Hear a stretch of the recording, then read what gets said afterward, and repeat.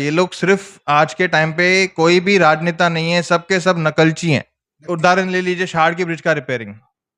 Shard की bridge पे repairing हुई पे सारी पार्टियां सबके सब नकल करते करते आ गए वहां पे उद्घाटन करने के लिए। 23,000 लोग हैं, बल्कि एक्चुअल यहाँ पे जितने लोग रह रहे हैं वो हैं 15,000। या तो ये 8,000 जो लोग हैं एक्स्ट्रा, या तो ये नकली हैं, या तो ये यहाँ से चले गए हैं। कौन से पैनल की बात कर रहे हैं? 2 नंबर पैनल की।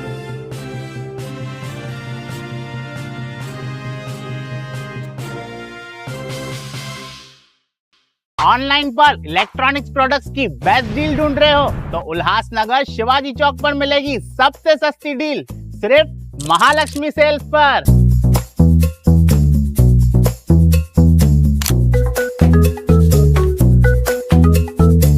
यहाँ पर अवेलेबल है प्रीमियम टीवी, वॉशिंग मशीन,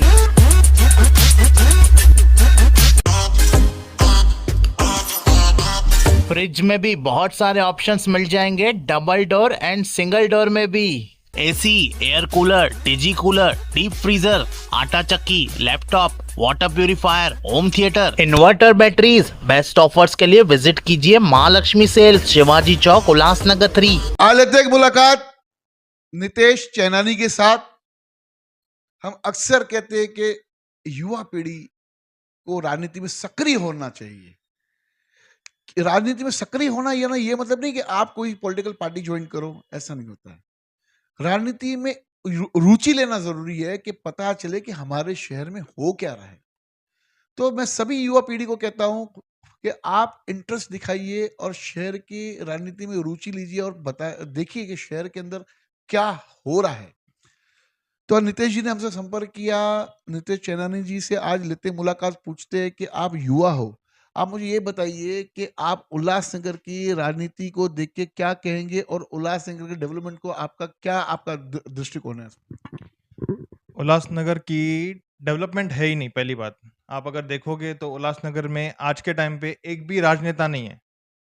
सब अपना एक दूसरे का नकल कर करके खाली नकल कर रहे हैं, कॉपी पेस्ट। क्या लगता है आपको जब आप कह रहे हैं कि भाई, मतलब यानी आपका कहना मतलब ये कि कुछ नेता भ्रष्टाचार में लिप्त है? कुछ मतलब मैं बोल सकता हूँ 60%, 70%। हाँ, 60-70% उसमें ही है। हमारे उल्लासनगर में इतने सारे फंड आते हैं हमारे लिए। सीएम, हमारे डिप्टी सीएम, हमारे खासदार श्रीकांत शिंदे, हमारे आमदार कुमार लानी साहब इतने सारे फंड्स लेके आते हैं, बट यहाँ पे उन सारी चीजों को खिचड़ी बनाए खत्म कर दिया जाता है। फंड आते हैं लेकिन यहाँ के स्थानिक नेता उनकी खिचड़ी बनाते हैं। हाँ, अभी आप देखो ना, हमारे इधर इतने सारे रोड बने, उनको ड्रेनेज लाइन आनी थी, तो उसके पहले रोड का काम करने की क्या जरूरत? आज रोड का काम किया, उसके बाद ड्रेनेज लाइन से खोदा, सारे रास्तों की हालत वो हो गई। अभी आप कहाँ से आए? आप कौन से रास्ते से आए? बहुत खड्डे थे। आप कौन से रास्ते से आए? गोलमैदान से। गोलमैदान से आए। गोलमैदान से यहाँ तक, मतलब ये 1-1.5 किलोमीटर का रास्ता है। इसमें आपको कम से कम 6 खड्डे मिले रहेंगे। 6 से ज्यादा ही मिले होंगे, याद नहीं, अभी गिनती करके जाऊंगा। हाँ, वो 10-15 खड्डे हर एक किलोमीटर के अंदर आपको 10-15 खड्डे मिलेंगे ही मिलेंगे। उल्लासनगर में आप कहीं पे भी जाओ, हमारा शहर छोटा है, इसको अगर हम लोग डेवलप करना चाहें तो बहुत अच्छे से कर सकते हैं। आप मुझे बताइए, आपने जैसे कहा कि उल्लासनगर शहर छोटा है। उल्लासनगर शहर मात्र 13.5 स्क्वायर किलोमीटर का क्षेत्र माना जाता है। आपको क्या लगता है कि 13.5 किलोमीटर के क्षेत्र में कि कितने किलोमीटर पे खड्डे होंगे? 13.5 किलोमीटर के क्षेत्र में आप परसेंट 80% रास्तों पे खड्डे हैं ही। कौन सा रास्ता सीधा है? यहाँ से ऊपर जाओगे खड्डा है, यहाँ से नीचे जाओगे खड्डा होगे, ये साइड जाओगे खड्डा है, ये साइड जाओगे खड्डा है। कौन सी साइड खड्डा नहीं है? ऐसा कोई रास्ता नहीं है जिसपे खड्डा नहीं है। रास्ता बनता है, बाद में नगर सेवक का कोई ना कोई पहचान वाला आता है, बोलता है मेरे को मेरी पानी की लाइन डालनी है, यहाँ से खड्डा इधर तक चिपिंग मार दी, बात खत्म हो गई। वो प्लानिंग नहीं है। प्रॉब्लम रास्तों की नहीं, खड्डों की नहीं, प्रॉब्लम प्लानिंग की है। इन लोग प्लानिंग नहीं कर सकते। आज के टाइम पे अगर प्लानिंग प्रॉपर होती थी तो जो हमारी ब्लू लाइन डली उसका 98% काम अच्छे से पूरा हो गया था। लास्ट के टाइम पे सब नगर सेवकों ने क्या किया, कहीं से भी लाइन डाली, खींच के अपने अपने गली में दे दी, पूरा वो लाइन का खात्मा, रोड सत्यानाश हो गया फिर। और अभी तक पुरानी लाइंस बंद नहीं हुई है। अभी भी वो पुरानी लाइन चलती है, उसमें लीकेजेस है, उसमें पानी वेस्टेज होता है। आज तक हमारे शहर का हालत वही है। वो पानी का बिल कौन भरता है? हम जनता ही भरते हैं। तो युवा पीढ़ी आने वाले चुनाव को कैसे देखती है? आने वाले चुनाव, अभी मेरे ख्याल से ये चुनाव नहीं, सिलेक्शन है। क्योंकि अभी तक ना कोई राजनेता बाहर निकला है, ना किसी का टिकट फाइनल हुआ है, ना मालूम है कि गठबंधन हो रहा है, नहीं हो रहा है, क्या कर रहे हैं। उनको आपस में खुद का मालूम है, उनको मालूम है कि हम लोग लास्ट में, अगर अभी वो लोग कार्यकर्ताओं को धोखा देंगे, जो युवा पीढ़ी आगे आना चाहती है, अगर उनको अभी धोखा देंगे तो उनको मालूम है वो लोग कुछ ना कुछ करके या तो इंडिपेंडेंट या तो अलग से जाके रुकेंगे। इसके लिए वो लोग ने अभी क्या किया है, अपना जो मोटिव है कि हमको इलेक्शन नहीं करना है, खाली सिलेक्शन करना है, उसके लिए शांत करके बैठ गए हैं। भुगतेगा कौन? जनता। और कौन भुगतता है? आज तक कौन भुगत रहा है? यानी युवा पीढ़ी ऐसे जो जिस प्रकार से आज बातें चालू उसका विरोध करती है, समर्थन करती है। सब विरोधी कर रहे हैं। आप आज के टाइम पे किसी भी जगह पे चले जाओ, आप पूछो आप आपके नगर सेवक के साथ खुश हो, किसी भी इंसान को रास्ते पे रोक के पूछो क्या आप आपके नगर सेवक से, आप उल्लासनगर से खुश हैं? आपको यहाँ के रास्ते बरोबर पसंद है? आपको पानी बरोबर आता है? आपके पानी की लाइन आपके घर में डायरेक्ट आती है कि गटर से होके आती है? आज हमारे शहर में जितने पानी की लाइनें हैं, जितनी भी पानी की लाइनें जो घर पे जाती है, किसी न किसी गटर के अंदर से होके जाती है। डायरेक्ट पानी किसी को नहीं मिलता। एक प्लानिंग रहेगी प्रॉपर तो बरोबर से हो सकता है। जरूरी नहीं है कि हर एक शहर में हर एक जगह पे गटर से ही लाइन जाती है। खाली हमारा उल्लासनगर ही है जहाँ पे हर एक घर में लाइन गटर के अंदर से जाती है। यानी हम जो पानी पीते हैं, समझो फर्ज करो कि अगर वो पाइप टूट जाता है, क्योंकि प्लास्टिक का पाइप डाला हुआ है, राइट, या लोखंड का पाइप, जो भी है प्लास्टिक अगर पाइप टूट जाता है और उसमें अगर कचरे की मतलब जो गटर का पानी है अगर वो मिक्स हो जाता है तो कितनी बीमारी फैल सकती है। आपने इस बात का अंदाजा तो लगा ही नहीं सकते। आप खुद नहीं लगा सकते हो कि उसके गटर के अंदर क्या क्या बीमारियां रहती हैं, क्योंकि जितनी बीमारियां रहती हैं सब कचरे में ही रहती हैं। और वो सबसे ज्यादा कचरा हमारे घर का, हमारे एरिया का सब गटर में ही रहता है। और हमारे इधर गटर की भी सफाई नहीं होती है। आप आज कोई भी गटर का ढक्कन खोल दो, या आप अभी 2-3 महीने पहले ही देख लो, जब ये राजनीति तेजी से चालू थी, तो कुछ राजनेता लोग अपने अपने एरिया में गटर की सफाई करवा रहे थे कि हम गटर की सफाई करवा रहे हैं, फोटो डाल रहे थे व्हाट्सएप पे।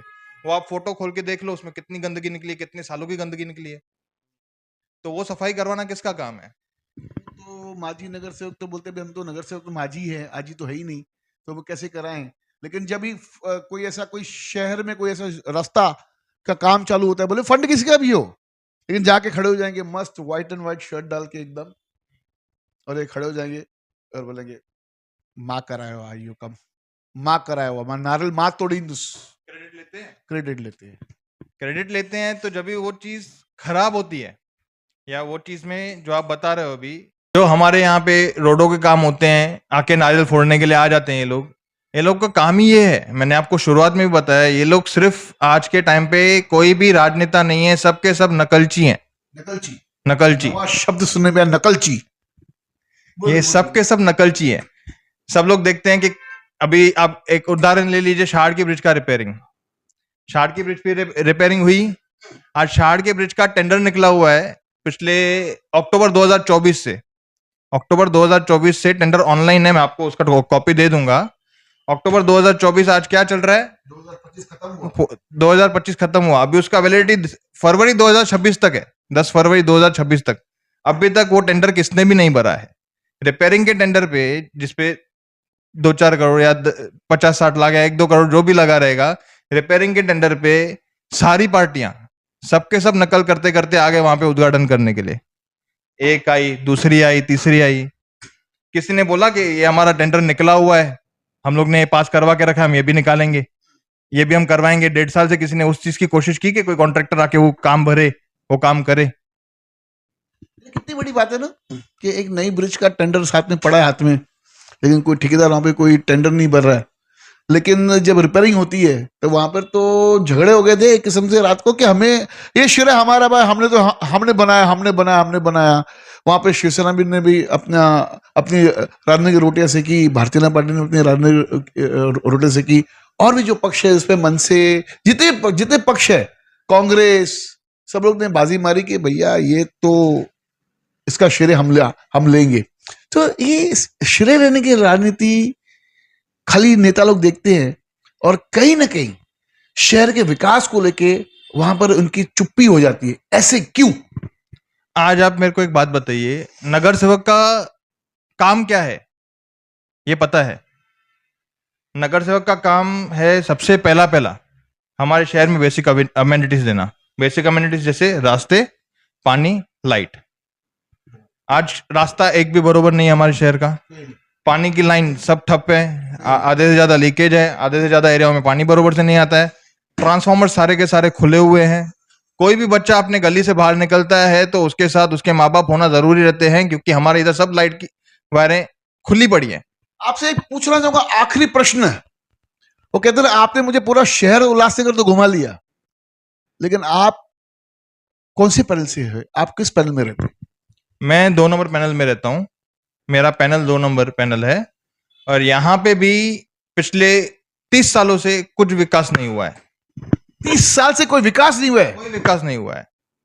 आप आज भी जाके पूरे वार्ड में हालत देख लीजिए, कितनी बिल्डिंगें गिरी हुई हैं, कितना रीडेवलपमेंट रुका हुआ है। बिल्डिंगों के विषय पे आएंगे अभी आप? 1 मिनट बोलिए ना। बिल्डिंगें हमारे इधर 1990 से लेके 1990s में जो करप्शन बढ़ा, उसके बाद सब इल्लीगल बिल्डिंगें बनी। वो इल्लीगल बिल्डिंगें बन के 2005-2006 तक, 2005 में डिमोलिशन का ऑर्डर आया। 855 बिल्डिंगें और 1300 कुछ बैरकें, वो सबको रेगुलाइज करने के लिए रेगुलाइजेशन का एक कानून आया 2006 में, जो यहाँ के लोगों ने इलेक्शन को देखते हुए हड़बड़ाहट में पास करवाया था। वो 2006 में इलेक्शन के टाइम पे बाहर आया कि हम लोग अभी ये पास करवा के आए हैं, सबकी बिल्डिंगें रेगुलाइज हो जाएंगी, हमको वोट करो, हमको वोट करो। 2006 में फिर जब ये इलेक्शन खत्म हो गया वो बंद हो गया। फिर जब 2007 के बाद 2012 में इलेक्शन आया, बीच में जो एमएलए इलेक्शन आया, तभी वापस खुल के आ गया कि हम लोग वापस से रेगुलाइजेशन करवा रहे हैं। हर बार जब इलेक्शन आता है रेगुलाइजेशन का कानून सामने आता है, जैसे इलेक्शन बंद होता है रेगुलाइजेशन का कानून बंद हो जाता है। ये कैसी राजनीति है? अगर शहर को डेवलप करना है तो आप कीजिए ना, उसको रोक क्यों रहे हैं? एक कंटिन्यूस प्रोसेस, जब कानून आ चुका है तो वो कंटिन्यूस प्रोसेस क्यों रुक सकता है बार बार? 2006 से लेके 2026 20 साल खाली रेगुलाइजेशन के लिए लोग मर रहे हैं। हमारे ऑफिस के बाजू में बिल्डिंग गिरी हुई है, ऊपर गिरी हुई है, ये एरिया में गिरी हुई है, सब बिल्डिंगें खाली हो चुकी हैं, लोग चले गए हैं यहाँ से। आज हमने एरिया में सर्वे किया है, एरिया में हमारे जो सर्वे के मुताबिक लोग 15,000 से ज्यादा नहीं रहते। वोटर लिस्ट में 23,000 लोग हैं। वोटर लिस्ट में 23,000 लोग हैं, बल्कि एक्चुअल यहाँ पे जितने लोग रह रहे हैं वो हैं 15,000। या तो ये 8,000 जो लोग हैं एक्स्ट्रा, या तो ये नकली हैं, या तो ये यहाँ से चले गए हैं। कौन से पैनल की बात कर रहे हैं? 2 नंबर पैनल की।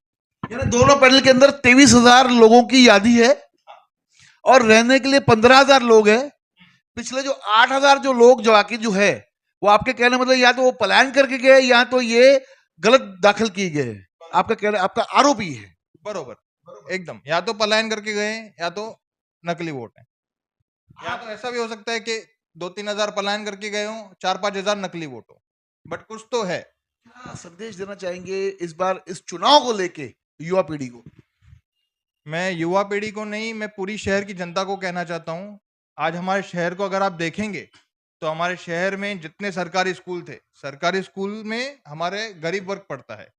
जितना भी हमारे लोग हैं जो गरीब वर्ग से आते हैं, जो पिछड़े हुए लोग से आते हैं, वो सब सरकारी स्कूलों में पढ़ते हैं। आज आधे से ज्यादा हमारे सरकारी स्कूल ठप है। एक भी स्कूल हमारे इधर बरोबर नहीं है, एक भी गार्डन हमारे इधर बरोबर नहीं है, एक भी रास्ता हमारे इधर बरोबर नहीं है, एक भी जगह पे पाइपलाइन पानी की बरोबर नहीं है। हमारा शहर की व्यवस्था, अस्त व्यवस्था पूरी की पूरी ठप है। हमारे जो सेंटर में नेता बैठे हैं, जो ऊपर पद पे नेता बैठे हैं, वो लोग बहुत कोशिश करते हैं कि यहाँ पे शहर का भला हो। वो लोग बहुत कुछ लेके आए हैं हमारे शहर के लिए। आज अगर आप देखोगे पिछले 8 साल, 9 साल, 10 साल में, तो आपको दिखेगा इतने हजार करोड़ों का जो फंड आया वो किधर गया है, बट आपको उसका कुछ ये नहीं मिलेगा। पैसे ऊपर से आते हैं लेकिन नीचे उसका उल्टा ही हो जाता है। पैसे ऊपर से आते हैं, नीचे काम होता है, बट प्लानिंग से नहीं होता है। अभी काम हुआ, 2 दिन के बाद कोई ना कोई लाइन डालेगा। अभी काम हुआ, 2 दिन के बाद कोई ना कोई खोद देगा। अभी काम हुआ, अभी पानी की टाकी जो गोल मैदान पे बनाई है, हमारा गोल मैदान का वो खेलने का ग्राउंड था, उस पे पानी की टाकी बना दी।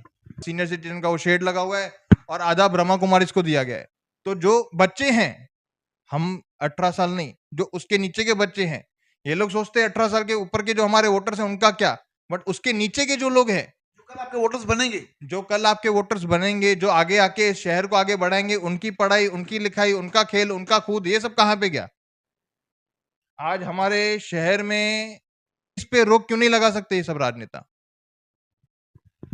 जल्दी लेंगे शहर के नेताओं के साथ मुलाकात, खास करके पैनल नंबर 2, 6, 3, 5 पैनल जो है, और पूछेंगे कि आपके वार्ड में किस प्रकार का काम हुआ है। और कहना चाहूंगा सभी पार्टियों को कि इस बार युवा पीढ़ी थोड़ी नाराज चल रही है आप सभी पार्टियों से। मतलब मैं किसी पक्ष का नाम नहीं लेता हूं, मैं आप सभी पक्षों को बोल रहा हूं कि युवा पीढ़ी नाराज हो रही है जिस प्रकार से आज चैनानी जी ने, जो नीतीश चैनानी जिस तरीके से अपना विरोध दर्शाया आप नेताओं के ऊपर और पार्टियों के ऊपर, कि भाई कहीं ना कहीं डेवलपमेंट नहीं हो रहा है। तो इस डेवलपमेंट को लेके लेंगे शहर के आमदार से मुलाकात, और लेंगे ऑपोजिशन पार्टी में जो भी पार्टियां हैं उनसे मुलाकात, और पूछेंगे कि आखिर ये डेवलपमेंट रुका कहाँ पर और क्या कारण हो सकता है। धन्यवाद। देखते रहिए फिर से बागी न्यूज चैनल।